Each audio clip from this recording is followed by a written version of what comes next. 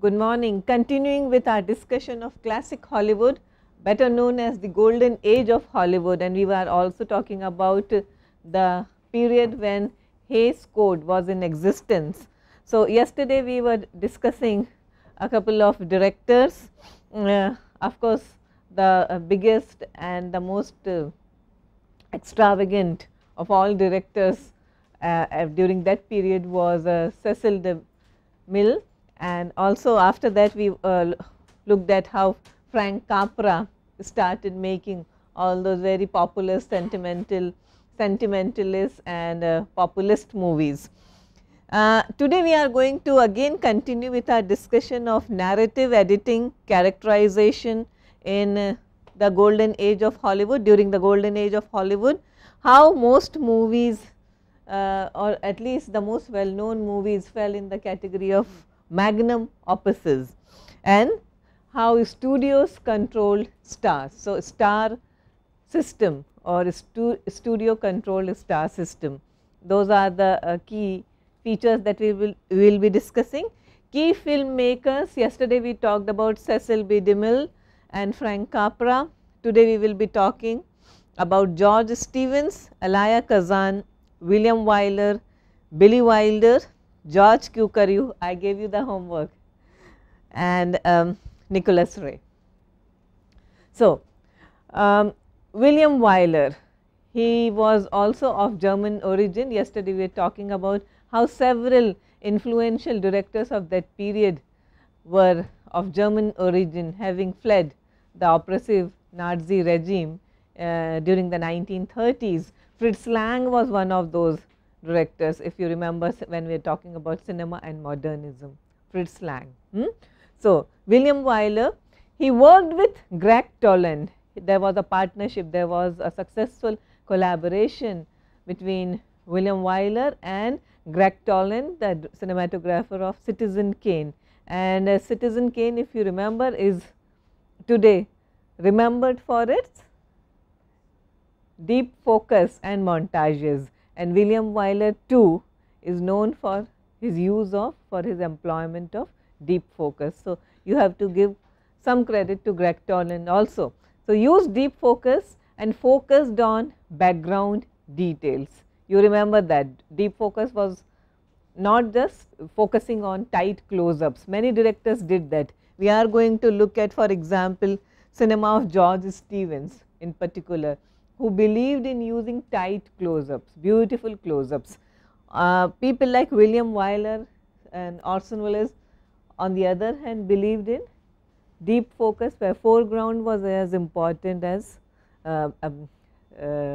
background was as important as foreground, and all the details, attention to all details in the frame was important. William Wyler is also known for avoiding close-ups. Okay, so, he did not believe again in beautifying or prettifying faces, which George Stevens was known for. And if you compare him to Frank Capra, William Wyler's most important contribution is avoiding sentimentality and simplistic utopian kind of cinema. So, he is more sophisticated, more elegant, sensitive, yet he avoids sentimentality, the Capra-esque sentimentality. His major films, one is Jezebel with Bette Davis. Jezebel was an open competition to Gone with the Wind, and Bette Davis was much appreciated for her turn in this movie along with Henry Fonda. But also important is that she competed, she was one of the contenders for the role of Scarlett O'Hara, and she did not get the part. Vivian Leigh famously got the part, but Jezebel again is a tale of a southern belle, and she was much appreciated for the role. William Wyler's other important films, Wuthering Heights, based on Emily Bronte's novel, starring Laurence Olivier, The Letter and The Little Foxes, again with Bette Davis. Mrs. Miniver, this is one of the most popular films of William Wyler, and The Best Years of Our Lives. It is about a family whose lives changes once the father of the family returned after the war, the Second World War.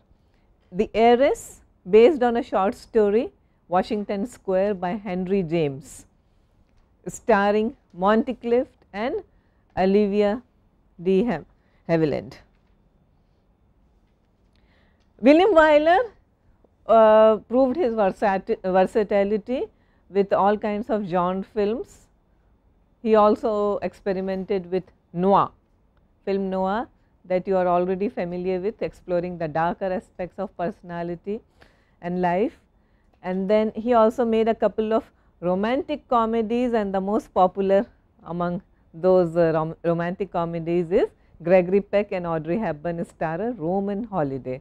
This was Audrey Hepburn's debut movie, which won her the Oscar, and William Wyler shot major portions of the film on location in Rome.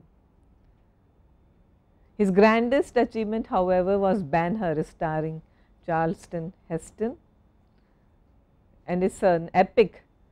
For a long time the record remained unbroken for earning 11 Academy Awards. Billy Wilder, Some Like It Hot, 7-Year Itch, and all those memorable films. He was born in Austria. So, again one of those directors, one of those immigrant directors. Frank Capra was a Sicilian, remember that. William Wyler and then Billy Wilder in the same league. He had to leave Germany because of his Jewish background, moved to Hollywood in 1934 and started his career as a screenwriter. See, Billy Wilder today may appear dated to many people, because his most famous films are quite unsubtle, quite melodramatic. We are going to look at what is melodrama as well. But then he is also known for depiction of misanthropic cynicism and skepticism. Perhaps that could have been his experience with the Nazi regime. So that, but he also played to the gallery and often made melodramatic and over the top kind of films.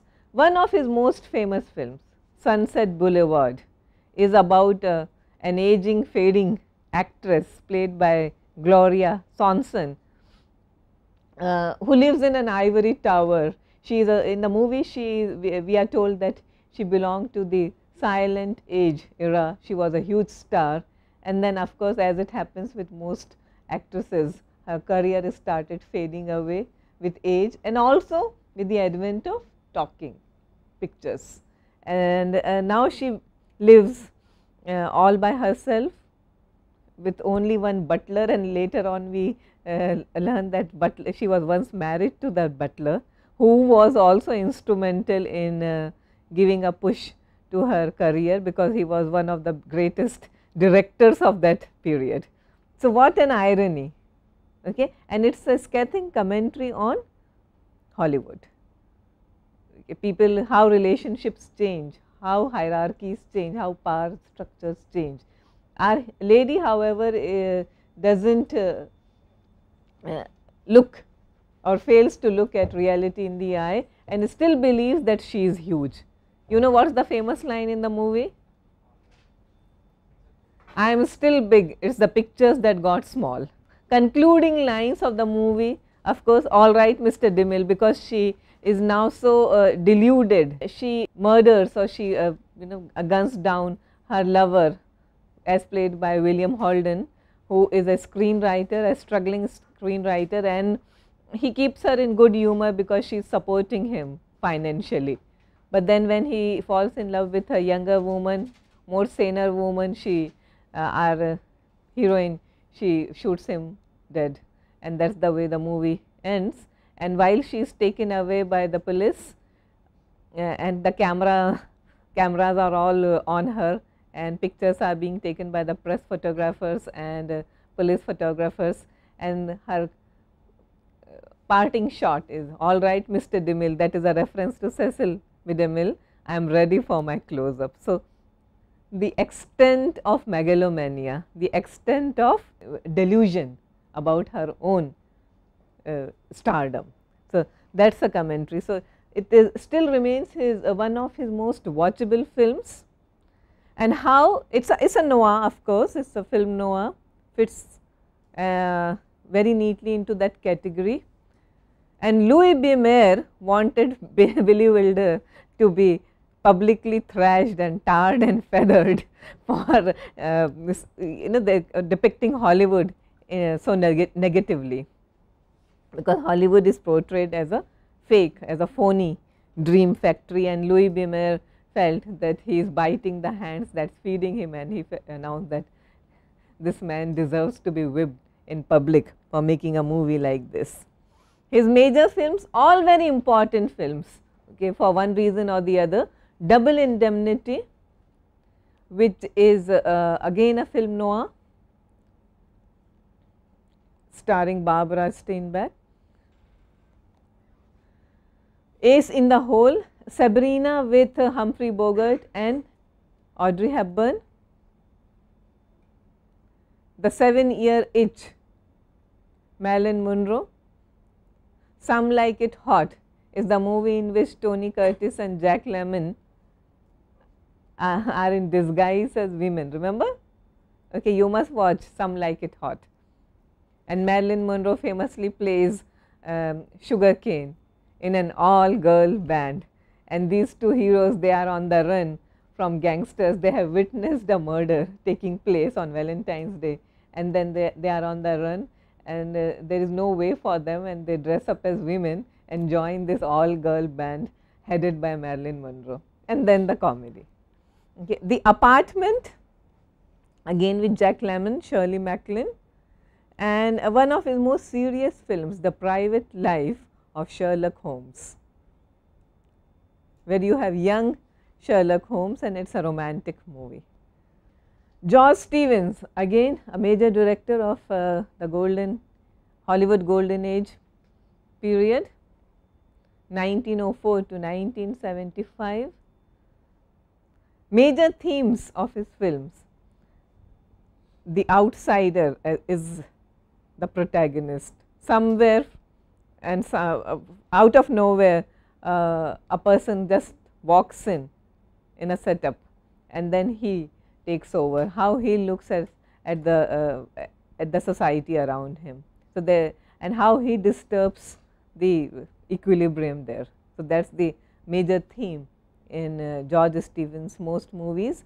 His movies are also about subversion of the great American dream and about repressed longings. There is a reason for all these things if you read up on George Stevens.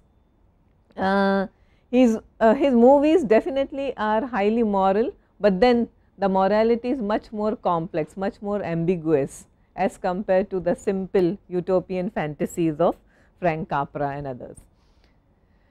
He was highly regarded by his peers in Hollywood, but the French critics, the very powerful critics of Cahiers du Cinema, they disregarded him and they dismissed him off. They never thought of him as an author. Okay. And Andrew Sarris, who represented the Cahiers critics in America, he too never thought much of George Stevens. Today George Stevens is regarded as one of the most influential filmmakers of that period. His major films, and he too explored, or he too experimented with all kinds of genres. So there is an adventure picture called Gangadeen with Cary Grant, based on a work by Rudyard Kipling.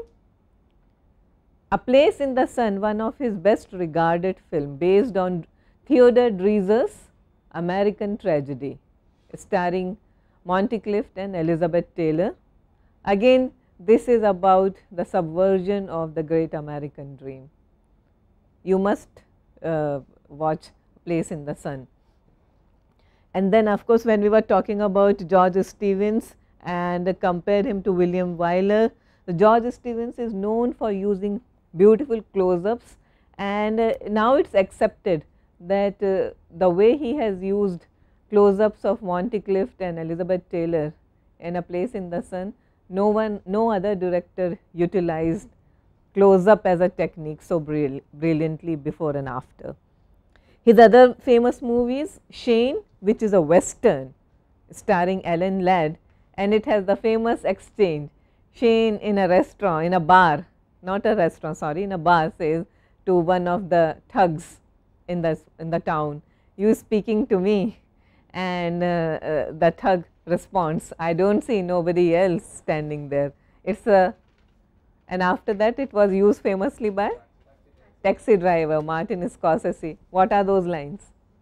"You talking to me? Well, I am the only one here." Okay. Giant, again a famous movie based on a novel by Edna Ferber, starring who? James Dean, Rock Hudson and Elizabeth Taylor. It was shot entirely on location in Texas, and one of the 3 movies in which James Dean starred. Elia Kazan, 1909 to 2003, again like George Stevens, comes from the New York theatre background. He was one of the key founders of the Actors Studio and a key supporter of the method school of acting and direction, Stanislavski method. Remember when we were discussing the method in one of our earlier sessions. Most of his films are adaptations of plays and novels. He was an acclaimed theatre director. Much before he burst on the scene as a major filmmaker, he was already a superstar director on Broadway. So, that is his value.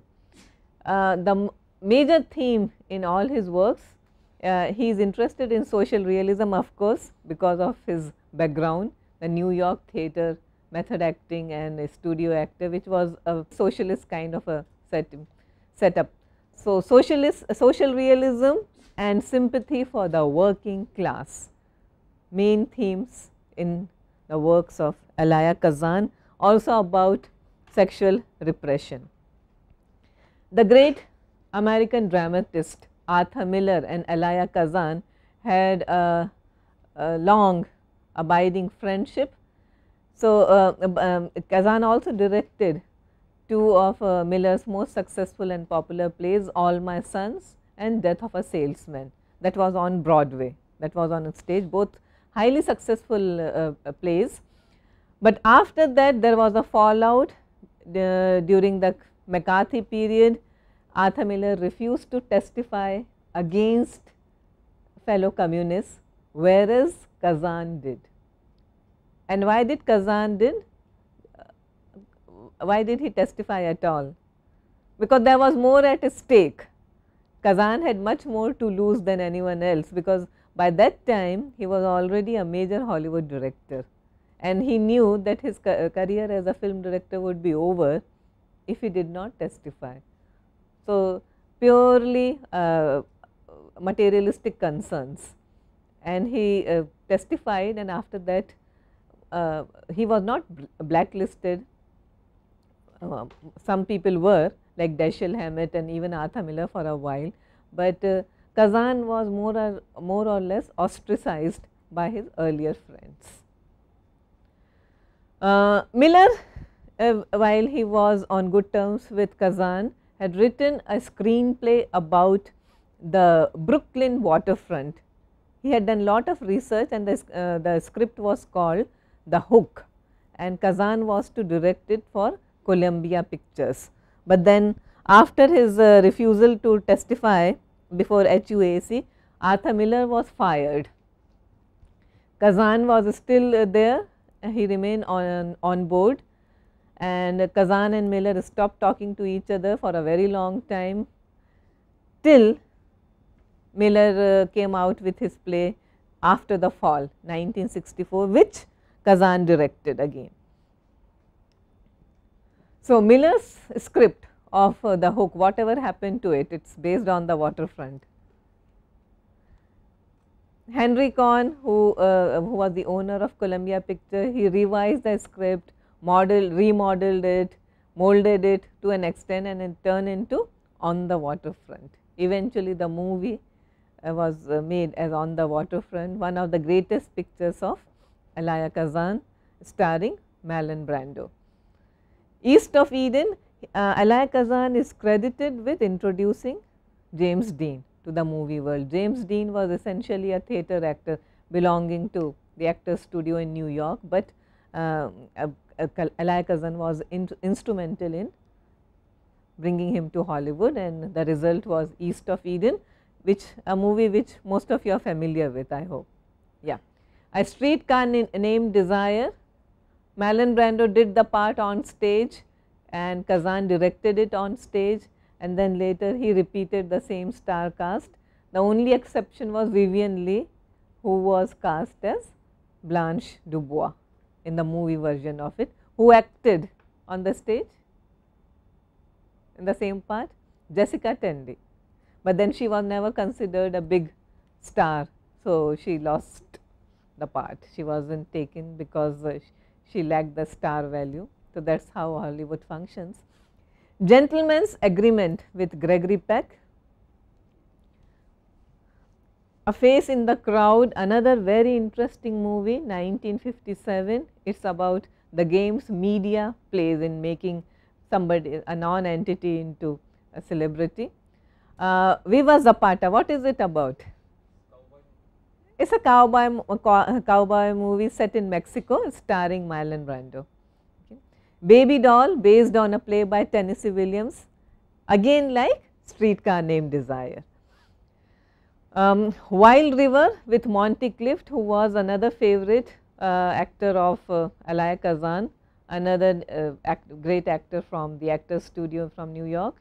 Splendour in the Grass with Warren Beatty, and one of his last pictures was The Last Tycoon. We were talking about this movie starring Robert De Niro, based on the life and times of Irving Thalberg, the MGM executive.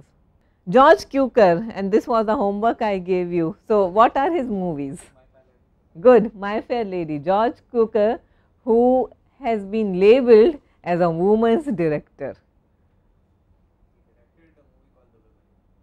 Yes, he directed a movie called The Women, and he was forever labeled as a woman's director, but it was also used in a very derisive ways because he was a closet gay and he later came out in the open. There was nothing ambiguous about it. He was gay, and most of his films are thrillers, screwball, romantic comedies, even musicals.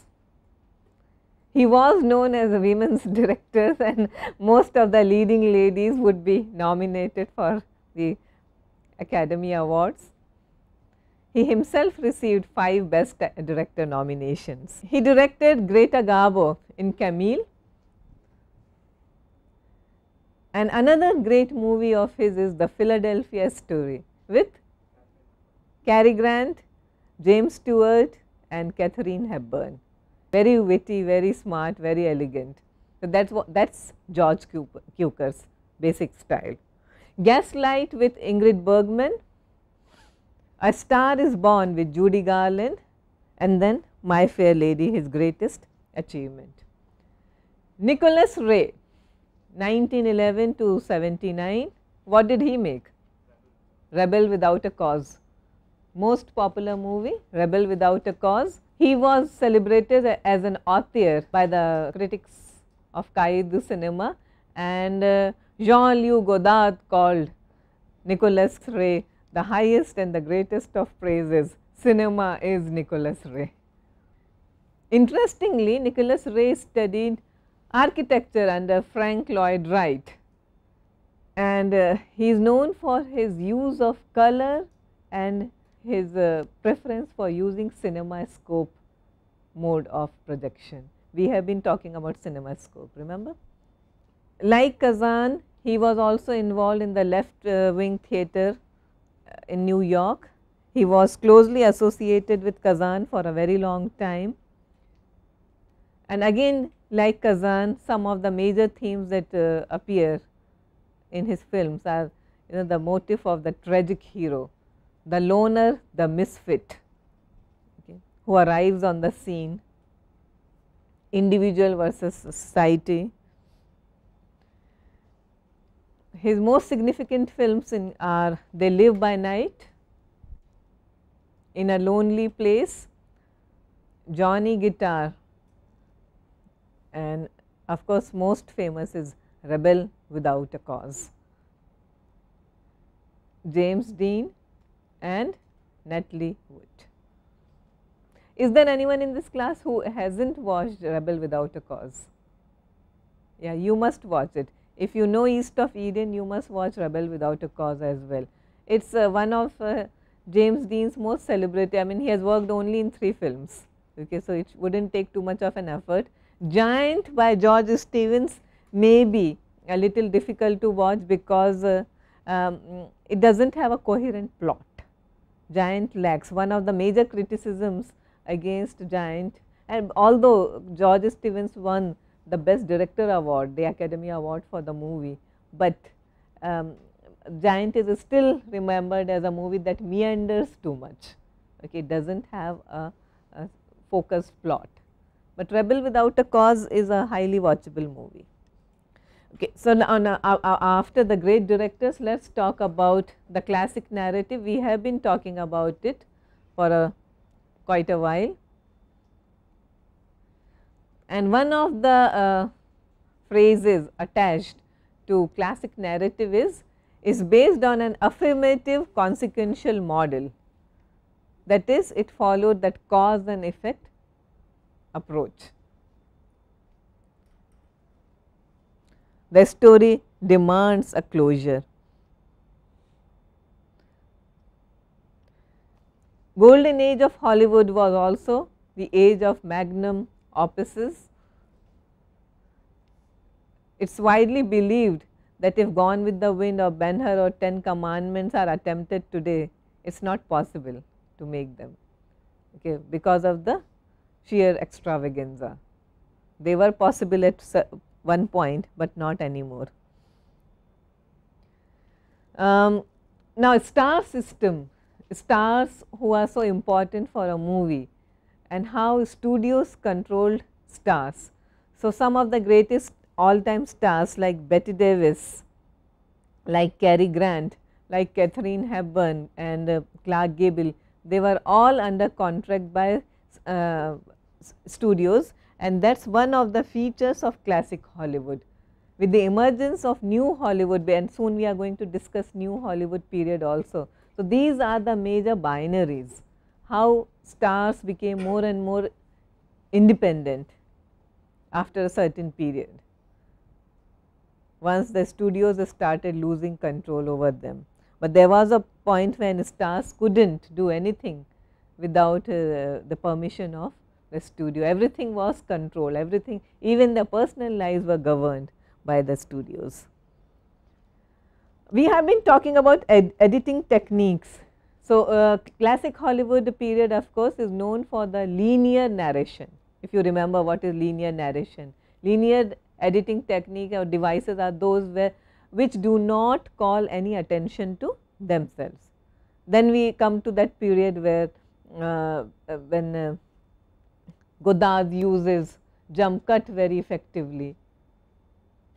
Montage of course is a way of calling attention to whatever is happening, deep focus too, but more or less editing during the classic Hollywood period was linear and continuous, where individual shots were ordered according to the temporal sequence of events. So, no jumping back and forth in time, it was all very linear. So, ordered according to the temporal sequence of events, that is what we mean by linear editing. Now, if we had stars, and why did we have stars? Because stars guaranteed box office returns, and stars had to be projected in a certain way. So, images of stars were very important, okay, how they were in real life and how they would be on screen. Everything was controlled by the studio. So, there is a very interesting story about Elizabeth Taylor. Why did she marry so many times? Why did she marry first time at all? She was married, who was the first husband? Nick Hilton. Okay, he was the owner of the Hilton hotels, okay, the sign of the Hilton group of hotels, and she was married off by age 17. And why was she married off at age 17? Because MGM, who controlled her, she was under contract by the MGM studio, they were just coming out with a picture starring Elizabeth Taylor called Father of the Bride. Have you heard of the title? Spencer Tracy is the father. The bride is played by a young Elizabeth Taylor, who was just 16 or 17 at that point. And the studio felt that Elizabeth Taylor does not have a grown up image. How do we release a movie about Elizabeth Taylor getting married, okay, when she does not even have a proper relationship? So, the best way is to marry her off and find a groom, an appropriate groom. So, this match between Nick Hilton and Elizabeth Taylor was made not by her parents, but by the studio bosses. So, that was the extent of control. So, if you read Elizabeth Taylor's biography, How to be a Movie Star, you will come across all these interesting tidbits. So, heroes had to be of certain stature, and they were projected in a certain manner on screen. So, image of stars was very important. Billy Wilder famously said, you know what he said about stars? Billy Wilder, never try to change the image of a star. It is a far cry from that New York method acting, okay, where stars do whatever possible to change their image. But Billy Wilder believed that a star should be a star. So, Marilyn Monroe should be a star, and never try to change Marilyn Monroe. She is a good comic actor. So, that is the way she should be projected. They acted in 2 movies together, both classics, 7 Year Itch and Some Like It Hot. Yes, that is what he said. She is Marilyn Monroe, people like to see her in a certain way, and Marilyn was desperate to change her image. If you remember, there was a period when she wanted to be taken seriously as an actor, and then one of her last movies was Misfits. The Misfits written by her husband Arthur Miller, and it was a very serious movie where she was given a good dramatic part. But then by and large Hollywood believed in maintaining a star's image on screen. That is the way. So, John Wayne, the eternal cowboy, the eternal Western hero, should be projected as the Western hero in all his movies. So, movie after movie he would be the same John Wayne. Gary Cooper, high minded and principled. So, that is the image they carried with them, and that is what reflected in their films as well. So, Gary Cooper in High Noon, high minded, high principled hero. Okay, to maintain this stardom, it was very important that actors should be made to look as beautiful as possible. Their bodies, their faces were very important. I mean, till the advent of these method actors, looks were important for actors.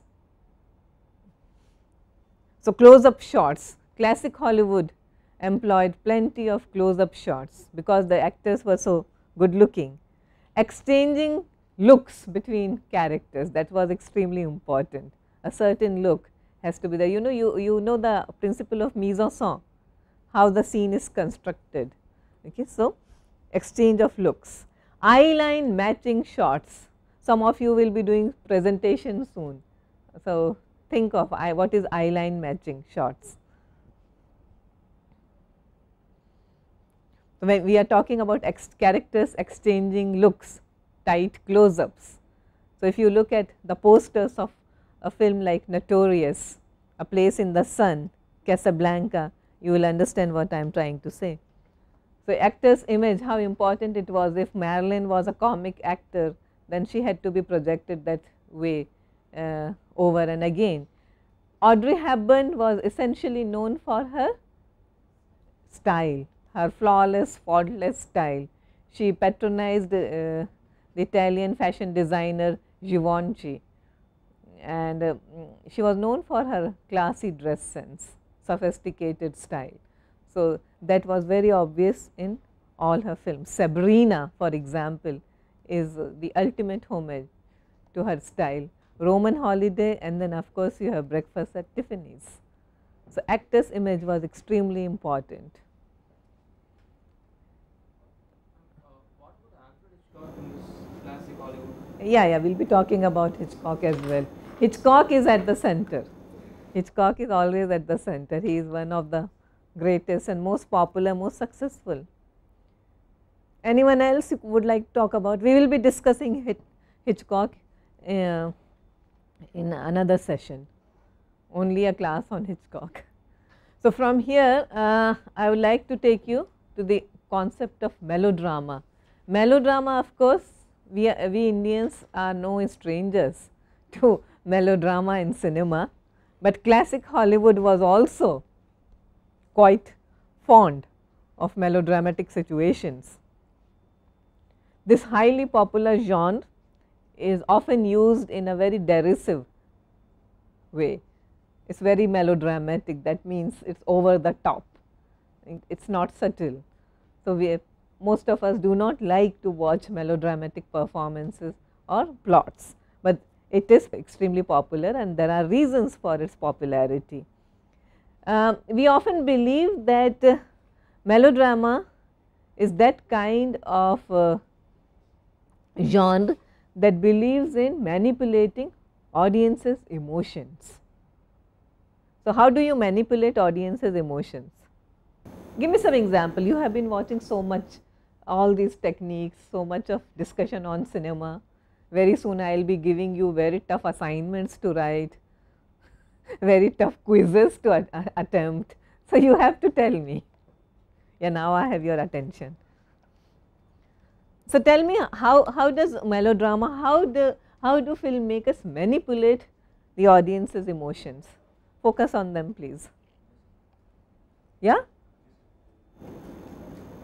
Okay, music comes later. What else? Exactly, close-up shots. Close-up shots. Linear editing. Cause and effect. Right? Mise en scène.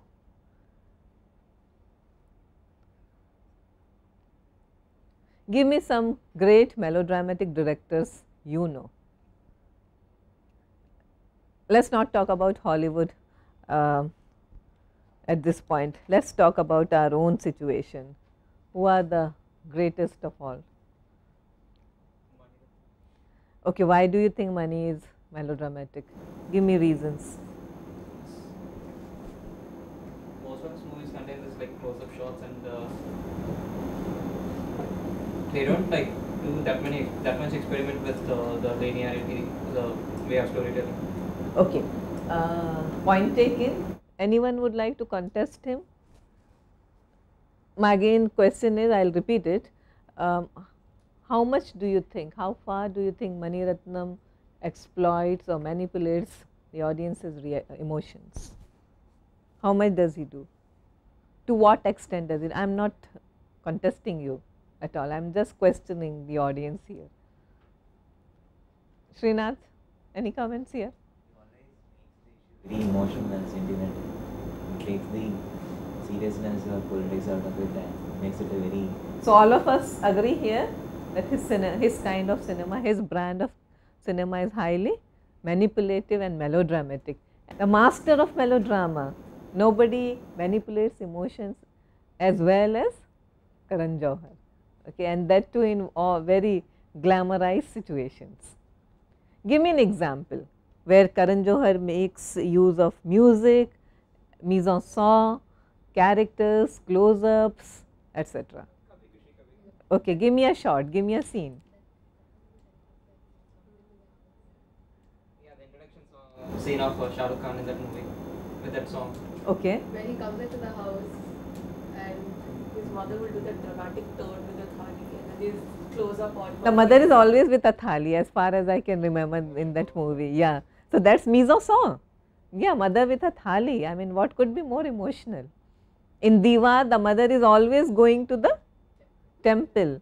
You know, the younger son, the dutiful, obedient, the beautiful and beautiful son is so obedient. He would always go up the stairs with his mother. The rebellious son would never do so. So there is a binary there, you know, up and down. So he is always down. Yeah. But he is not that melodramatic. Okay, he does try to bring on that Brechtian element of alienation. But in Karan Johar's films, however popular they may be, there is an attempt to manipulate the audience's emotions. One classic movie, I will give you an example, Mother India. Okay, Mother India, which is a movie of the 50s starring the great Nargis, directed by the great Mehboob Khan. And if you watch it, okay, it's a text that's often taught at film schools. Okay, but if you watch the movie, you will find that there is every attempt to extract every emotion out of the audience. There is the story takes place in a rural India, and we are told that the husband has left this family, abandoned because he loses both his arms in an accident, and the lady Nargis is left with a couple of children, and some of the children die on the way because of starvation and natural causes and whatever. And then there is I mean, this is the mother of all melodramatic scenes because she has lost her bulls as well. So she now ties herself to the cart and plows the field, and that's Mother India. Yeah, so, and it's a highly regarded movie. I mean, Nargis came to be regarded as Mother India after that. The lady in white, she is India, symbolizes every virtue of a good Indian woman. So you see, that's the way mother. So the sacrificing mother, okay, a mother who represses her own longings or desires. Okay, the mother who is willing to, she doesn't hesitate to shoot her own son dead by the end of the movie, just like in Diwar. So Diwar was nothing but a more modern version of Mother India. So an ideal woman, yeah. Necessarily, in order to create effective, like in order to manipulate the audience effectively, don't we need to use certain stereotypes or certain classic types so that the audience sacrificing mother is a stereotype. So like a movie that tries to sort of flesh out a character or present the character in a slightly grey way would not succeed as well. Will never succeed. Therefore, Citizen Kane. Okay, you have Citizen Kane, which is a very Charles Foster Kane is not a hero in the classic sense. He is not the high-minded, high-principled Gary Cooper kind of hero, John Wayne kind of hero. He is not fighting corrupt system, corrupt order, corrupt establishment. He is a highly ambitious man, megalomaniac, shades of grey. So the movie is anything but melodrama. So it will never reach those heights. Love, Sex and Dhoka raises several issues, but it will never be a blockbuster. It is not melodramatic. But Kabhi Khushi Kabhi Gum, unbeatable, unsurpassable. Okay, there is nothing as melodramatic as that movie. And the song plays in the background at every emotional situation, and the number of times it plays. Any other comment? And we are a nation of melodramatic cinema, so we can go on and on about this.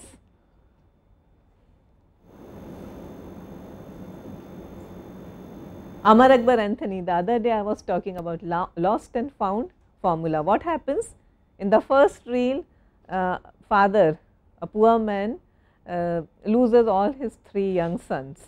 So one is brought up by a Hindu, another by a Muslim, so that is Akbar, and the third by a priest, that's Anthony Bachchan.